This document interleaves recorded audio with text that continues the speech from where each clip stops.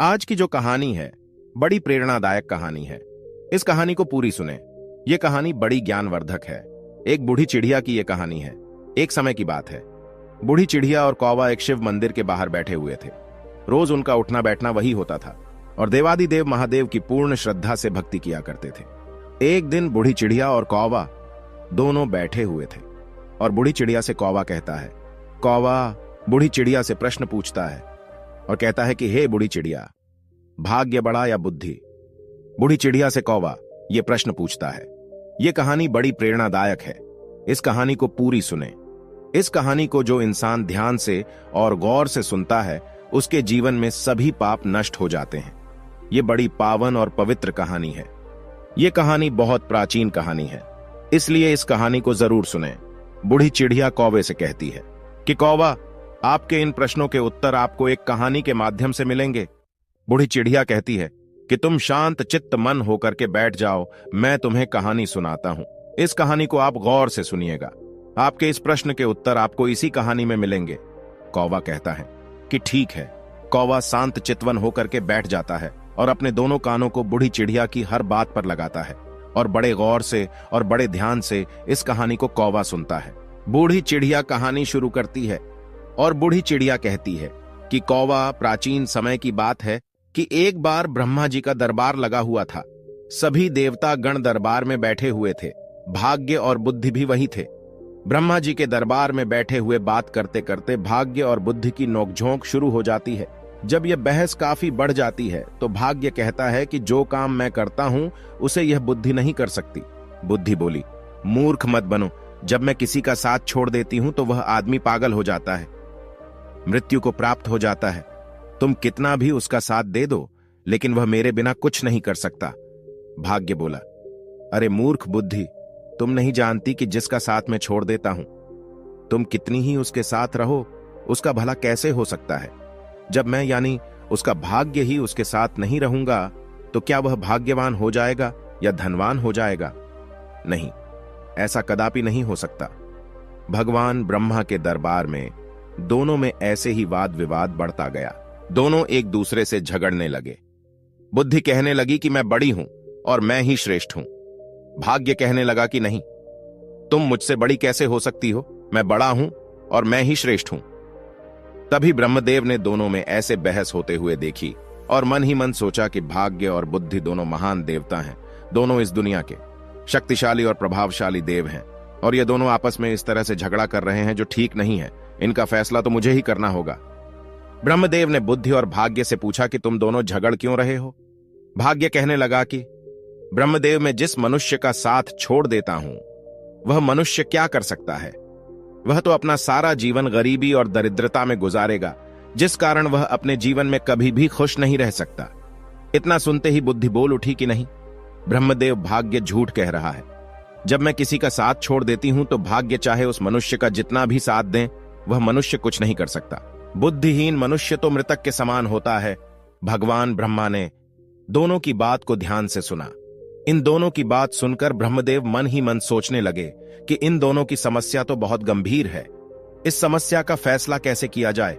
उसके बाद ब्रह्मदेव ने उन दोनों से कहा, ऐसे पता नहीं चलेगा, आप परीक्षण कीजिए। भाग्यदेव, आप अपने भाग्य का परीक्षण कीजिए और बुद्धिदेव, आप अपनी बुद्धि का परीक्षण कीजिए। इसका प्रयोग करके बताइए कि तुम दोनों में से कौन बड़ा और श्रेष्ठ है। भाग्यदेव बोला कि ब्रह्मदेव, जैसा आपका आदेश होगा मैं उसी का पालन करूंगा, लेकिन आप मेरी बात मान ले कि बुद्धि कभी भी मुझसे बड़ी नहीं हो सकती। ब्रह्मदेव ने कहा कि आप मृत्युलोक को ध्यान से देखिए। ब्रह्मदेव ने भाग्यदेव और बुद्धि को मृत्युलोक दिखाया। मृत्युलोक दिखाकर कहने लगे कि देखो, इस जंगल में एक गरीब बुढ़िया और उसका इकलौता 20 वर्ष का बेटा झोपड़ी डालकर रहते हैं। वह बहुत ही गरीब हैं। उन्हें खाने के लिए अनाज का एक दाना भी नसीब नहीं हो रहा है। अब तुम दोनों इन पर अपने भाग्य और अपनी बुद्धि की शक्ति आजमाइए। तुम दोनों में से जो भी इस गरीब बुढ़िया के बेटे को धनवान बना देगा या सम्राट बना देगा, वही तुम दोनों में से बड़ा होगा, श्रेष्ठ होगा। ब्रह्मदेव की बात सुनकर भाग्यदेव कहने लगा कि परमपिता, बस यह तो छोटी सी बात है। भाग्यदेव की बात सुनकर बुद्धि बोली कि यह छोटी सी बात कैसे हो सकती है? जब तक मैं उसका साथ नहीं दूंगी तब तक तुम इसे कभी राजा नहीं बना सकते। उसे सम्राट नहीं बना सकते।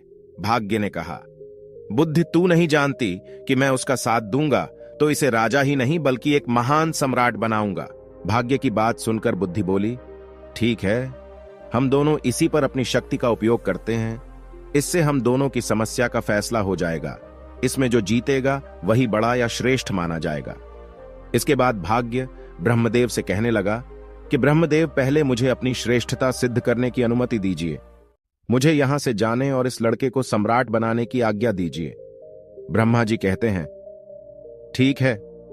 ब्रह्मादेव के कहते ही बुद्धि ने ब्रह्मदेव से कहा कि ब्रह्मदेव, मैं इस लड़के का साथ छोड़कर आ रही हूं। उसकी बात सुनकर भाग्य ने कहा कि ठीक है, तुम अभी उस लड़के का साथ छोड़ दो और ब्रह्मलोक में आ जाओ। बुद्धि भाग्य से कहने लगी कि भाग्य, ध्यान रखना कहीं ऐसा ना हो कि तू इसे सम्राट बनाने के चक्कर में मार दे। यह व्यक्ति मरना नहीं चाहिए। भाग्य कहने लगा कि बुद्धि, तुम यह सब दूर से देखती रहो। आज तुम्हारी हार निश्चित है, क्योंकि मैं ही तुमसे ज्यादा शक्तिशाली और बलवान हूं। बुद्धि बोली, ठीक है, मैं अभी इसी समय इस लड़के का साथ छोड़ रही हूं। ऐसा कहकर बुद्धि ने उसका साथ छोड़ दिया। बुद्धि के साथ छोड़ते ही वह लड़का अपनी सुध बुद्ध खो बैठा, एक निर्गुणी बनकर रह गया, पागल और मूर्ख बनकर रह गया। अब भाग्य अपना काम करना शुरू करता है। भाग्य देखता है कि उस व्यक्ति के पास कुछ नहीं है। एक घास फूस की बनी हुई झोपड़ी है और उसके पास केवल 3 बकरियां बंधी हुई हैं। वह लड़का उन बकरियों के खाने के लिए पेड़ पौधों की पत्तियां काट कर लाता है और वह उन बकरियों को चराता है। वह पूरा दिन इसी में गुजार देता है। उसकी स्थिति देखकर भाग्य सोचता है कि ना इसके पास पहनने के लिए कोई अच्छे वस्त्र हैं और ना ही इसके पास पैरों में पहनने के लिए कोई जूते हैं। अब मैं इसका साथ दे रहा हूं और मैं इसे राजा बनाकर रहूंगा। भाग्य ने पासा पलटा और जिस रास्ते से चरवाहा निकल रहा था, भाग्य ने उस रास्ते में एक सुंदर सोने के जूतों की जोड़ी उसके रास्ते में रख दिए। लड़के का ध्यान उन जूतों पर गया तो उन्हें पहचान नहीं पाया कि यह सोने के जूते हैं। उसे तो बस पैरों में पहनने के लिए जूते चाहिए थे, इसलिए उसने उन सोने के जूतों को अपने पैरों में पहन लिया और सोचने लगा कि चलो, जूते तो मिल गए, इससे मेरा बहुत समय का काम चल जाएगा। अब जंगल से चारा लाते हुए और बकरियों को चराते हुए मेरे पैरों में कांटे नहीं लगेंगे। उन जूतों को पहनकर वह अपने घर आ जाता है। प्रतिदिन उसकी यही दिनचर्या चलती रही। वह जंगल में बकरियों को चराने जाता और जंगल से पेड़ पौधों की पत्तियां काट कर लाता और बकरियों को चराता रहता था। उसकी माता की बुद्धि भी समाप्त हो गई थी, क्योंकि बुद्धि उसे भी छोड़कर चली गई थी। भाग्य ने तो उस चरवाहे का खूब साथ दिया, लेकिन उसके जीवन में कोई बदलाव नहीं आया। भाग्य सोचने लगा कि मैंने तो इसे सम्राट बनाने का संकल्प लिया है, परंतु यह तो मुझे मूर्ख या पागल दिखाई देता है। इसका व्यवहार तो पागलों और मूर्खों की तरह हो गया है। यह सब देख रही बुद्धि ने भाग्य से कहा कि क्या तुम नहीं जानते कि मैंने उसका साथ छोड़ दिया है? जब मैं किसी व्यक्ति का साथ छोड़ देती हूं तो वह ऐसा ही व्यवहार करता है। भाग्य बुद्धि से कहने लगा कि मैं भी देखता हूं कि तुम क्या कर सकती हो। अब तुम भी देखोगे कि मैं क्या कर सकता हूं। उस देश के नजदीक के ही एक देश का राजा तेज प्रताप था। उसका एक सौदागर था। वह अलग अलग देशों और स्थानों पर जाकर व्यापार करता था। वह सौदागर के पास व्यापार करने के लिए कुछ ऊंट थे। वह ऊंटों पर पीतल लाद कर ले जाता था और दूसरे देश में जाकर व्यापार किया करता था। एक दिन वह सौदागर उसी जंगल से गुजर रहा था जहां पर वह चरवाहा रहता था और अपनी बकरियां चराता था। वह सौदागर ऊंट लेकर जा रहा था। तभी रास्ते में जाते हुए उसकी नजर उस चरवाहे के पैरों पर पड़ी। सौदागर ने देखा कि इस चरवाहे के पैरों में तो सोने के जूते हैं और यह इनकी कोई कदर नहीं कर रहा है। इसे देखकर लगता है कि यह सोने के जूतों के बारे में तो शायद जानता भी नहीं है। सौदागर अपने ऊंट से नीचे उतरकर उस चरवाहे से पूछने लगा कि भाई, तुम यह जूते कहां से लाए हो? उस चरवाहे ने उस सौदागर को बताया कि यह जूते मुझे इस जंगल में रास्ते पर पड़े हुए मिले थे। सौदागर ने उस चरवाहे से पूछा कि क्या तुम इस जूतों को बेचना चाहोगे? तो उस चरवाहे ने कहा कि जरूर बेच दूंगा। इन्हें पहनते पहनते मुझे बहुत समय हो गया है, लेकिन यह टूटते या फटते बिल्कुल भी नहीं है। यह तो काफी समय से ऐसे ही हैं। व्यापारी ने चरवाहे से कहा कि यह जूते मुझे बेच दो। इन जूतों के बदले में जो चाहो मुझसे वह ले लो। उस चरवाहे ने व्यापारी से कहा कि मुझे इन जूतों के बदले में ज्यादा कुछ नहीं चाहिए, सिर्फ 1 मन अनाज चाहिए, जिससे मुझे और मेरी माता को 2 समय का भोजन प्राप्त हो जाए। हम तो भूखे मरते हैं। उसने सौदागर को वह सोने के जूते 1 मन अनाज के बदले ही दे दिए। सोने के जूते पाकर वह सौदागर बहुत खुश हो गया। वह सौदागर उस चरवाहे को एक मन अनाज देकर चला जाता है। तब बुद्धि भाग्य से कहने लगी कि भाग्य देखते नहीं कि तुम्हारे जूते तो एक मन अनाज के बदले में बिक गए। तुम समझ रहे हो ना, तुम्हारे सोने के जूते एक मन आटे में जा रहे हैं। भाग्य ने बुद्धि की बात सुनकर कहा, बुद्धि तुम चिंता मत करो, मैं जिसका साथ देता हूं उसे कोई भी राजा बनने से नहीं रोक सकता। मैं इसे एक महान सम्राट बनाकर ही रहूंगा। बुद्धि कहने लगी कि भाग्य तुम मेरे बिना कुछ नहीं कर सकते, देखना तुम इसे अवश्य मार दोगे। ये बेचारा कहीं राजा बनते बनते मर ना जाए। भाग्य ने कहा कि बुद्धि तुम कैसी बातें कर रही हो, देखना अब मैं क्या करता हूं। और इतना कहकर भाग्य फिर से उस व्यक्ति के पास आता है। भाग्य ने दूसरे सोने के जूतों की जोड़ी, जो सोने चांदी जोहारात से जड़ी हुई थी, उसी रास्ते पर रख दी जिस मार्ग से चरवाहा बकरियों के लिए पत्ते लेने जंगल से जा रहा था। उस चरवाहे को फिर से सोने के जूते मिले तो वह तो बड़ा प्रसन्न हो गया। क्यों ना मैं इन्हें अपने राजा को भेंट करूं ताकि महाराज प्रसन्न होकर मुझे कुछ इनाम दें। यह सोचकर वह सौदागर सोने के जूतों को लेकर महाराज तेज प्रताप के महल में गया। राज दरबार में जाकर उसने वह सोने के जूते राजा को दे दिए और कहने लगा कि महाराज, यह स्वर्ण जूते मैं खास तौर पर आपके लिए लेकर आया हूं। ये जूते अद्भुत है, ऐसे जूते तो हमारे महाराज के पास होने चाहिए थे। महाराज तेज प्रताप जूतों को देखकर बहुत प्रसन्न हुए। सोने के सुंदर जूते देखकर उन्हें ऐसा लग रहा था कि जैसे यह जूते देवलोक से आए हो और देवताओं ने इन्हें बनाया हो, मानो स्वयं विश्वकर्मा ने इन्हें बनाया हो। इतने सुंदर जूते देखकर वो खुश हो गए और अपने मंत्री से कहने लगे कि सौदागर को 10 सहस्त्र स्वर्ण मुद्राएं इनाम में दे दी जाए। राजा तेज प्रताप ने उस सौदागर को 10 सहस्त्र स्वर्ण मुद्राएं इनाम में दिलवा दी। इतनी ज्यादा स्वर्ण मुद्राएं पाकर सौदागर बहुत खुश हो गया और अपने व्यापार को बढ़ाने की सोचने लगा। उसके बाद वह दोबारा अपने ऊंटों पर पीतल लादकर दूसरे देश में व्यापार के लिए चल पड़ा। वो सौदागर अपने व्यापार के लिए उसी जंगल से होते हुए जाता था जहां वह चरवाहा अपने पशुओं को चराता था और अपनी माता के साथ रहता था। इस बार भी उसी जगह से जा रहा था और संजोगवश चरवाहा भी वहीं पर अपनी बकरियों को चरा रहा था। जंगल में अपने सामने उस चरवाहे को दोबारा देखकर वो सौदागर खुश हो गया और उसने फिर से उस चरवाहे के पैरों की ओर देखा। उसके पैरों में दूसरे जोड़ी स्वर्ण जूते देखकर उसने सोचा, इसके पास तो और सोने के जूते आ गए, ना जाने ये कहां से ऐसे जूते लेकर आता है। सौदागर ऊंट से उतरा और उतरकर उस चरवाहे के पास आया और चरवाहे से बोला कि भाई, क्या तुम फिर से इन जूतों को भी बेचना चाहोगे? चरवाहे की तो जैसे मनचाही मुराद पूरी हो गई। वह बोला, हाँ हाँ जरूर बेच दूंगा, लेकिन इस बार आपको इसके बदले में मुझे एक बोरी चने की देनी होगी। सौदागर भी खुश हो गया और बोला, हाँ हाँ ठीक है, मैं एक बोरी चने की दे दूंगा। चरवाहे ने एक शर्त और रख दी। वह बोला, चने भुने हुए होने चाहिए। सौदागर ने उसकी है बात भी मान ली। एक बोरी भुने हुए चने की उसको दे दी। वह उससे सोने के जूते की दूसरी जोड़ी भी लेकर आगे चला गया। अब सौदागर के मन में यह विचार आने लगा कि पहले एक जोड़ी जूते जो मैंने महाराज को भेंट किए थे, उसके बदले महाराज ने मुझे 10 सहस्त्र स्वर्ण मुद्राएं दी थीं। इस बार हो सकता है कि महाराज मुझे पिछली बार से भी ज्यादा बड़ा इनाम दें। मैं इनको भी महाराज की सेवा में लेकर जाता हूं। वह इस बार भी उन हीरे, जौहरात और रतन जड़े सोने के जूतों को लेकर राजा तेज प्रताप के दरबार में पहुंच गया। सौदागर राजा से बोला कि महाराज, मैं आपके लिए हर बार कोई ना कोई विचित्र वस्तु लाता रहता हूं। हे राजन, आप इन्हें स्वीकार कीजिए। राजा तेज प्रताप ने जब जूतों को देखा तो कहने लगा, सच में यह जूते बहुत सुंदर हैं। ये सोने के जूते हैं और पिछली बार दिए गए सोने के जूतों से भी ज्यादा सुंदर हैं। सौदागर, मुझे तुम यह बताओ कि तुम यह जूते लाते कहां से हो? तुम्हें यह जूते कौन देता है? और सौदागर क्या बोलता? जब सौदागर को कुछ समझ नहीं आया अब राजा को क्या जवाब दें, तो कुछ सोच विचार कर उसने झूठ बोलना ही ठीक समझा और बोला कि महाराज, द्रविड़ देश में एक सम्राट है। सम्राट के यहां मैं अपने पीतल का व्यापार करने जाता हूं तो वह इनाम में ऐसे जूते दे देते हैं। उन्होंने 2 बार मुझे सोने के जूते दिए तो मैंने दोनों बार वह आपकी सेवा में अर्पित कर दिए। यह सुनकर राजा सौदागर से बोला कि सौदागर, क्या उस राजा का कोई पुत्र है? सौदागर ने फिर झूठ बोल दिया। उसने कहा, नहीं महाराज, अभी तो वह सम्राट खुद ही कुंवारा है, उनका विवाह नहीं हुआ है। यह सुनकर राजा तेज प्रताप बोले कि ठीक है सौदागर, हमारी पुत्री बहुत सुंदर है, तुम अपने उस सम्राट से जाकर मिलो और उनसे पूछो कि हम अपनी पुत्री का विवाह उसे करना चाहते हैं। क्या उन्हें मंजूर है? राजा की आवाज सुनकर सौदागर सोचने लगा कि अब तो मैं फंस गया।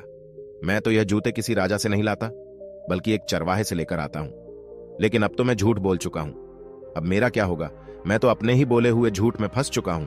राजा ने सौदागर को आदेश दिया, सौदागर उस राजा के पास जाओ और किसी भी तरह उन्हें तैयार करके आओ कि वह हमारी पुत्री से विवाह करें। अब तो सौदागर और चिंता में पड़ गया। सौदागर राज दरबार से वापस आ गया। अपने घर वापस आकर उसने दोबारा अपने ऊंटों पर पीतल को लादा और व्यापार करने चल पड़ा। वह जब दोबारा जंगल में पहुंचा तो वह सोचने लगा कि मुझे यहां यह चरवाहा नहीं मिलता तो मुझे सोने के जूते नहीं मिलते, और वह सोने के जूते मुझे नहीं मिलते तो मैं वह जूते राजा को नहीं देता, और आखिरकार झूठ बोलकर मैं राजा के क्रोध का शिकार नहीं बनता। इस चरवाहे ने मुझे भी राजा के क्रोध का शिकार बना दिया। यदि चरवाहा मुझे ना मिलता तो मैं इस धर्म संकट में नहीं फंसता। इस चरवाहे ने तो मुझे बुरी तरह फंसा दिया है। सोचते सोचते वह सौदागर उस चरवाहे की झोपड़ी पर जा पहुंचा। अपनी झोपड़ी पर सौदागर को आया देखकर बहुत खुश हो गया, क्योंकि वह सौदागर उसके खाने पीने की व्यवस्था करता था। कभी उसे अनाज देता था, कभी चने देता था। उसका खाने पीने का गुजारा जूते बेचकर इसी सौदागर से पूरा होता था। इसलिए चरवाहा उससे बहुत खुश था। चरवाहा उससे बोला, सौदागर आइए, आपका स्वागत है। सौदागर वहीं उसके घर पर ही रुक गया। उसने अपने ऊंटों से पीतल को उतारकर वहीं पर रख लिया। पीतल को वहां एक तरफ रखकर वह उस चरवाहे से बातें करने लग पड़ा। इस समय भाग्य उस चरवाहे का साथ दे रहा था। बातें करते करते चरवाहा पीतल के बोरे पर बैठ गया। जैसे ही वह पीतल के बोरे पर बैठा तो सभी बोरों में भरा हुआ पीतल सोने में बदल गया। चारों तरफ सोना जगमगा रहा था। यह देखकर उस सौदागर को यह विश्वास हो गया कि यह व्यक्ति या तो कोई जादूगर है या ईश्वर का कोई बहुत बड़ा भक्त है। इस पर ईश्वर की कृपा है। अब सौदागर अपने बोले हुए झूठ के जाल में और फंसता जा रहा था। सौदागर के मन में विचार आया कि मेरे पास धन की कमी नहीं है। मैं ऐसा करता हूं कि इस चरवाहे को ही राजा बना देता हूं, सम्राट घोषित कर देता हूं। उसने सोचा कि मेरे पास तो धन और सोने की कोई कमी नहीं है। मैं इसके लिए यहां जंगल में बहुत बड़ा किला बना देता हूं, दुर्ग बना देता हूं। उस दुर्ग का मालिक इसे बना दूंगा और मैं उसका मंत्री बन जाऊंगा। यहां के जो जागीरदार हैं, मैं उनसे बहुत सारी जमीन खरीद लूंगा। इस महीने के 2 महीने बाद राजा के पास जाऊंगा और राजा को बता दूंगा, यही सम्राट है। अब सौदागर षड्यंत्र रचने लगा। भाग्य अभी बुद्धि से कहने लगा कि बुद्धि, तुम देखती जाओ कि मैं क्या करता हूं। देखना, यही सौदागर अब चरवाहे को सम्राट बनाएगा। बुद्धि ने फिर से भाग्य से कहा कि कहीं ऐसा ना हो कि राजा बनते बनते यह मर ही जाए, क्योंकि इस समय इसके पास बुद्धि नहीं। जब यह बात भाग्य ने सुनी तो वह बोला कि बुद्धि, तुम इतना घमंड मत करो, तुम अपना ज्यादा दिमाग मत लगाओ, यह सम्राट अवश्य बनेगा। दूसरी ओर सौदागर उस चरवाहे से कहने लगा कि चरवाहे, मैं तुम्हें यहां का सम्राट बना देता हूं और तुम्हारे रहने के लिए एक बड़ा महल बना देता हूं। सौदागर में बुद्धि थी, क्योंकि उसका साथ बुद्धि दे रही थी। बुद्धि ने चरवाहे और चरवाहे की माता का साथ छोड़ दिया था। वो उस सौदागर से कहने लगा कि भाई ठीक है, तुम्हें जो ठीक लगे वह करो, लेकिन एक बात है, मेरी इन बकरियों को मत छेड़ना। मैं इन अपनी बकरियों को हमेशा अपने पास ही रखूंगा। चरवाहे में बुद्धि तो थी ही नहीं। उसकी बात सुनकर सौदागर भी सोचने लगा कि यह व्यक्ति कितना बड़ा मूर्ख है। मैं इसे राजा बना रहा हूं और इसे बकरियों की पड़ी है। यह कैसी बातें कर रहा है। फिर भी सौदागर बोला कि ठीक है। सौदागर को तो मन ही मन राजा का डर सता रहा था।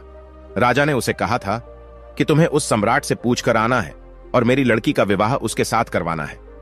इसलिए उस चरवाहे को सम्राट बनाने के चक्कर में सौदागर ने चरवाहे की बात पर ध्यान नहीं दिया।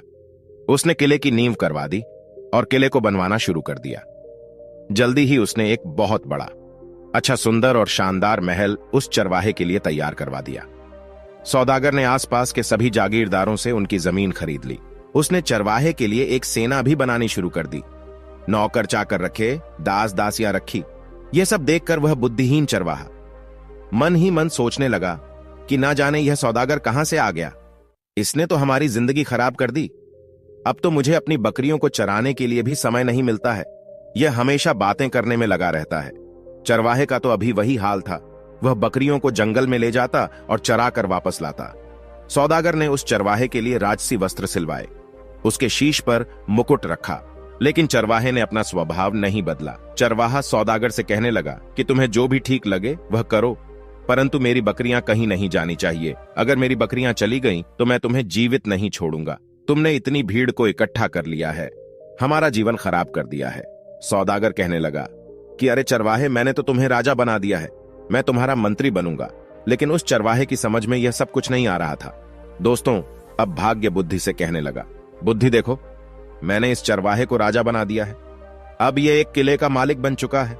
बुद्धि कहने लगी, अरे भाग्य, तुम क्यों झूठ बोल रहे हो?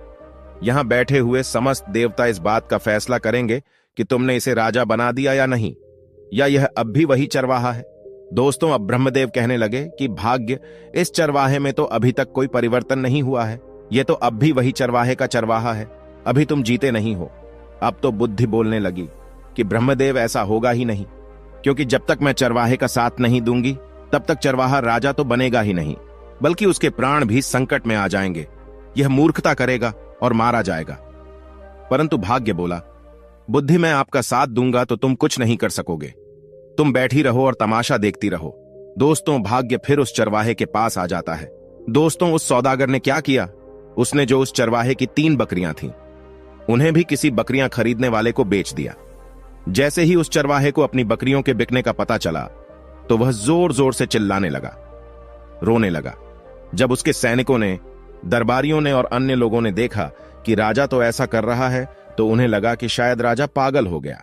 अब सौदागर ने उस चरवाहे को समझाया कि तुम ऐसा क्यों कर रहे हो, तुम ऐसी मूर्खता क्यों कर रहे हो, ये तो 3 बकरियां थीं, मैं तुम्हें ऐसी बहुत सी बकरियां दिलवा दूंगा।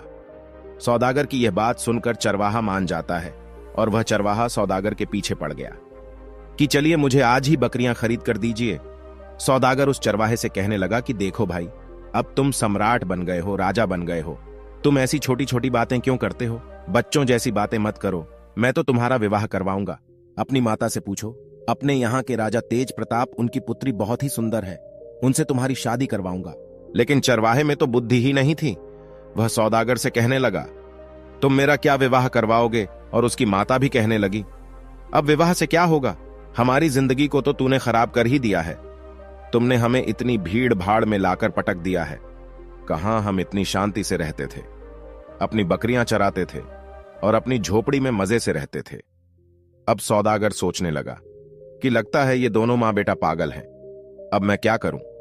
ऊपर से उसे महाराज तेज प्रताप का डर सता रहा था। उसके मन में यही विचार आ रहा था कि इनकी सहायता तो मुझे करनी ही पड़ेगी। दोस्तों, तब तक 6 महीने का समय पूरा हो गया। अब सौदागर अपने देश में महाराज तेज प्रताप के पास पहुंचा। महाराजा से कहने लगा कि महाराज, अब आप अपने नाई और ब्राह्मण को भेज दीजिए, मैंने अपने सम्राट को मना लिया है, वह आपकी लड़की से शादी करने के लिए तैयार हैं। दोस्तों, यह सुनकर राजा तेज प्रताप ने नाई और ब्राह्मण को बुलाया और उन दोनों को सौदागर के साथ सम्राट के पास भेज दिया। सौदागर उन दोनों को लेकर चल पड़ा और वह उनको चरवाहे के महल में लेकर आया। उसने चरवाहे को राजसी वस्त्र पहनाए। चरवाहा सौदागर से कहने लगा कि यह तुम क्या कर रहे हो, ऐसे भी कहीं विवाह होते हैं? सौदागर बोला कि अब तुम चुप रहना, अब बिल्कुल भी मत बोलना, नहीं तो महाराज तेज प्रताप तुम्हें और मुझे दोनों को फांसी की सजा दे देंगे। इस बात का ध्यान रखना कि अब तुम्हें बोलना नहीं है। सौदागर के मुंह से फांसी की बात सुनकर चरवाहा बुरी तरह से डर जाता है और उसकी बात मान जाता है। राजा के नाई और ब्राह्मण उसकी सगाई कर देते हैं और शुभ मुहूर्त देखकर विवाह का दिन तय करके उसे बोल देते हैं कि आपको इस दिन बारात लेकर महल में आना है। इसके बाद नाई और ब्राह्मण वापस अपने देश को लौट जाते हैं। उनके महल में पहुंचने के बाद राजा ने उससे पूछा कि सम्राट कैसा है? नाई और ब्राह्मण बोले कि महाराज, उसके पास तो किसी चीज की कमी नहीं है, बहुत सारा सोना है, खजाने भरे पड़े हैं, वह तो बहुत ही महान राजा दिखाई पड़ता है। उसकी बात सुनकर राजा तेज प्रताप भी बड़े प्रसन्न हुए। दोस्तों, अब तो राजा तेज प्रताप ने भी शादी की तैयारी शुरू कर दी। धीरे धीरे समय बीतता गया और विवाह का शुभ दिन नजदीक आ पहुंचा। विवाह के दिन सौदागर ने चरवाहे को खूब सजाया, दूल्हा बनाया और एक सुंदर रथ में बिठाकर उसकी बारात लेकर चल पड़ा। इधर सौदागर चरवाहे को शादी के लिए लेकर जा रहा था, उधर भाग्य बुद्धि से कहने लगा, देखो बुद्धि, अब मैं चरवाहे का विवाह भी राजा की पुत्री से करवा रहा हूं। बुद्धि मुस्कुराकर बोली कि भाग्य, बस देखते जाओ, तुमने अभी इसकी मृत्यु का षड्यंत्र रच दिया है, तुम्हें भी पछतावा होगा कि तुमने यह क्या कर दिया है। यह चरवाहा भी तुम्हारे जाल में फंस चुका है। तुम तो इसे राजा बनाने की बात कर रहे हो। देखते जाओ, तुम्हारे कारण अब यह चरवाहा अपने प्राण खो देगा। भाग्य बोला कि बुद्धि, जब मैं उसका साथ दे रहा हूं तो तुम क्यों परेशान हो रही हो? बस तुम देखती रहो कि मैं क्या करता हूं। कुछ दिन का सफर तय करने के बाद चरवाहे की बारात राजा तेज प्रताप के यहां पहुंच जाती है। जब राजा ने देखा कि बारात पहुंच चुकी है, अपने मंत्रियों के साथ ढेर सारे उपहार लेकर बारात का स्वागत करने के लिए नगर के द्वार की ओर चल पड़ा। दूसरी ओर जब चरवाहे ने देखा कि सामने से ढाल तलवार लेकर कोई राजा सेना के साथ आ रहा है, तो वह बुरी तरह डर गया और वह अपने रथ से उतरकर भागने लगा। चरवाहे को भागता देखकर सौदागर ने सोचा कि यह तो पक्का मुझे मरवा आएगा। सौदागर भी रथ से उतरकर पकड़ने के लिए उसके पीछे पीछे भागता है और उसे पकड़ लेता है। सौदागर पकड़कर उसे समझाता है कि राजा तुम्हें भी मार देगा और मुझे भी, तुम ऐसे क्यों भाग रहे हो? चरवाहा डर गया और चरवाहा बोला, ठीक है, लेकिन तुम्हें हर समय मेरे साथ ही रहना पड़ेगा। सौदागर के हां करने पर सौदागर के साथ वापस आ गया। सौदागर से कहने लगा कि यह राजा तो तलवार लेकर आ रहा है, कहीं हमें काटेंगे तो नहीं? सौदागर ने कहा, चिंता मत करो, वह तुम्हें कुछ नहीं कहेंगे। तुम्हारा विवाह होगा, तुम्हें दुल्हन मिलेगी, तुम डरो मत। इतना सुनकर वह चरवाहा वापस आकर अपने रथ पर बैठ जाता है। राजा ने देखा चरवाहा बना राजा। देखने में तो बहुत सुंदर था। उसने बारात का स्वागत किया। अपने कहे अनुसार सौदागर हर जगह उसके साथ साथ जा रहा था। जब मंडप में जाने का समय हुआ तो सौदागर धर्म संकट में फंस गया कि वहां भी उसे साथ ही जाना पड़ रहा था। वह मंडप में पीछे बैठ गया। राजा तेज प्रताप कहने लगा कि सौदागर, तुम इसके साथ साथ क्यों रहते हो? तो सौदागर बोला कि महाराज, मैं इनका मंत्री हूं, इन्होंने मुझे अपना मंत्री बनाया है। राजा ने अपनी पुत्री का विवाह उस चरवाहे के साथ कर दिया। इस तरह राजा ने निश्चित दिन अपनी पुत्री का विवाह उस चरवाहे से कर दिया। शादी हो जाने के बाद राजा ने दामाद को महल का ही एक भाग दे दिया। राजा का कोई पुत्र नहीं था तथा वह दामाद को अपने पास ही रखना चाहता था ताकि राज सिंहासन बाद में उसे सौंप सकें। अब सौदागर को रहने के लिए अलग स्थान दे दिया गया। अब सौदागर मन ही मन घबरा रहा था कि कहीं चरवाहा भेद ना खोल दे। चरवाहा बहुत प्रसन्न था। यह देखकर बुद्धि मुस्कुराई तो भाग्य बोला कि देखती रहो, मैंने इसका विवाह राजा की पुत्री के साथ करवा दिया है। अब यह चरवाहा सम्राट बनने ही वाला है। भाग्य की यह बात सुनकर बुद्धि कहने लगी, अरे भाग्य, तुम क्यों बेवकूफ बन रहे हो? तुम जानते हो कि उसे कुछ पता ही नहीं है कि राजा क्या होता है, विवाह क्या होता है। वो तो कुछ जानता ही नहीं है। उसकी तो मृत्यु निकट आ गई है, वह तो मरने वाला है। भाग्य कहता है कि यह तुम क्या कह रही हो? बुद्धि बोली कि मैं सच कह रही हूं। मैंने जब इसका साथ छोड़ा था, यह तो उसी समय मर गया था, क्योंकि बुद्धिहीन व्यक्ति तो वैसे ही मृतक के समान ही होता है। अब यह बेचारा मारा जाएगा। बुद्धि बोली, तुम तो बस इसे बचाने की कोशिश करो, अब यह मरने वाला है, आप इसे बचाइए। भाग्य बोला, यह मरेगा क्यों? इसकी शादी हो गई है, अब यह आराम से वहां पर रहेगा और फिर सम्राट बनेगा। राज परिवार की परंपरा के अनुसार राजकुमारी वधू के वेश में सज संवर कर खाना लेकर रात को अपने पति के कक्ष में गई। चरवाहे ने इतनी सुंदरता से सजी और आभूषणों से लदी कन्या सपनों में भी नहीं देखी थी। वह डर गया। उस बुद्धिहीन चरवाहे को बचपन में अपनी दादी की सुनाई हुई कहानी याद आ गई, जिसमें एक राक्षसी सुंदरी का भेष बनाकर गहनों से सजी धजी एक पुरुष को खा जाती है। उसके मन में विचार आया, यह कोई राक्षसी तो नहीं है जो उसे खाने के लिए आई है। उसने बचपन में सुन रखा था कि राक्षसी सुंदर रूप धारण करके आदमियों का खून पी लेती है और उन्हें मार डालती है। उसने सोचा कि राक्षसी के हाथ पड़ने से तो अच्छा है कि मैं यहां से भाग जाऊं। यही सोचकर उठा और राजकुमारी को धक्का देकर गिराता हुआ, चिल्लाता हुआ कमरे से निकल भागा। भागता भागता वह सीधे नदी के किनारे पहुंचा और पानी में कूद गया। जब उसे पानी में भी अपनी मृत्यु दिखाई दी तो वह पानी से निकला और नदी के एक किनारे पर बैठ गया। राजकुमारी के अपमान की बात सुनकर राजा आग बबूला हो गया। राजा ने अपने सैनिकों को जल्दी से चरवाहे को ढूंढ लाने के लिए भेजा। राजा के सैनिकों ने उसे एक नदी के किनारे पर बैठा देख लिया। वे उसे पकड़कर राजा के पास ले आए। उसे देखकर राजा को क्रोध आ गया। उसने चरवाहे को कठोर दंड देने का निश्चय किया। राजा ने आदेश जारी कर दिया कि दूसरे दिन उसे मृत्यु दंड दिया जाएगा। यह सब भाग्य अपनी आंखों से देखते हुए अपना माथा ठोक रहे थे और सोच रहे थे, यह तो बिल्कुल मूर्ख निकला। मूर्ख ने मेरे सारे योजना ही चौपट कर दी। तभी बुद्धि मुस्कुराते हुए उनके पास आई। बुद्धि ने भाग्य से कहा, आखिर तुम हार ही गए। देख लिया तुमने, तुम्हारे लाख राजा बनाने से भी वह राजा बन न सका। अब इस आदमी को सजा होने जा रही है। बुद्धि ने भाग्य से कहा कि देखा तेरा भाग्य, बुद्धि के बिना वह मारे जाने वाला है। बोलो क्या कहते हो? निराश होकर भाग्य बोला, अगर तुम इस आदमी को बचा लो तो मैं हार मान लूंगा। बुद्धि ने हंसकर कहा कि तो ठीक है, अब मेरा कमाल देखो, देखो मैं इसे कैसे बचाती हूं। इतना कहकर बुद्धि ने चरवाहे में प्रवेश किया। जैसे ही बुद्धि ने चरवाहे में प्रवेश किया, चरवाहा अपने बचाव की नई नई तरकीब सोचने लगा। दूसरे दिन जब चरवाहे को मृत्यु दंड के लिए राजा के सामने पेश किया गया तो चरवाहा बोला, महाराज आप मेरे ससुर हैं, क्या मैं आपसे पूछ सकता हूं कि आप किस अपराध में मुझे मृत्यु दंड देने चले हैं? राजा बोला कि तुमने मेरी पुत्री का तिरस्कार करके मेरा घोर अपमान किया है, इसका तुम्हें दंड दिया जाएगा। तब चरवाहा बोला, राजन मेरे कुल में मान्यता है कि विवाह के पश्चात पहली रात को यदि वर वधू की जानकारी में कोई व्यक्ति नदी में डूब मरे तो वधू विधवा हो जाती है या संतानहीन रह जाती है। जब आपकी पुत्री कमरे में आई तभी नदी की ओर से बचाओ बचाओ चिल्लाने की आवाज मेरे कानों में पड़ी। मैं अपने आप को रोक न सका और तुरंत उठकर डूबने वाले को बचाने के लिए नदी पर चला गया था। अगर यह मेरा दोष है तो आप मुझे अवश्य दंड दे। चरवाहे की बात सुनकर राजा बहुत प्रसन्न हुआ और उठकर चरवाहे को गले से लगा लिया।